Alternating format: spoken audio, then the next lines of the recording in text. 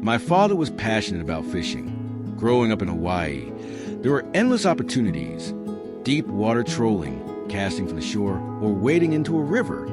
He always managed to catch a fish when others went home empty-handed. He would have loved if I shared his passion, but it never captured me. "Dad," I'd protest. "It's so boring."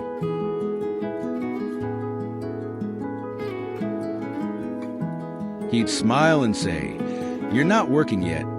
You don't appreciate this time of rest." At 7 years old, I didn't understand that rest could be holy.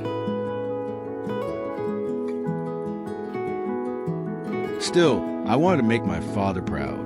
He spent hours teaching me to tie a hook and attach a floater. He'd point to the ripples on the water. "That's where the fish are," he'd say. I watched him cast with grace, each motion deliberate. To him, fishing wasn't sport, it was serenity.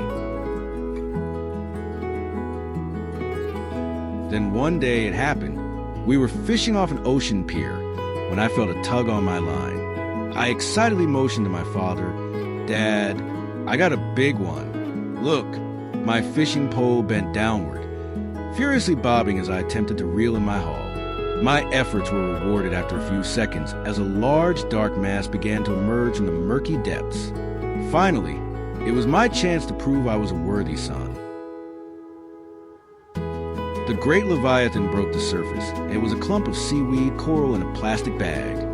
Dad burst into laughter. "You caught a wahoo. Set it free." Years later, I realized it was never about catching fish or hooking an island. It was about spending time with my father. Fishing was his way of saying, "I love you, and I missed a message."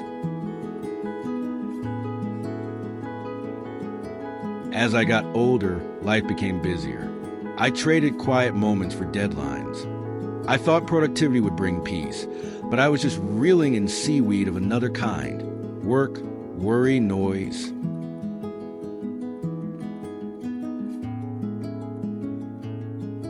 In those days, he went out to the mountain to pray, and all night he continued in prayer to God.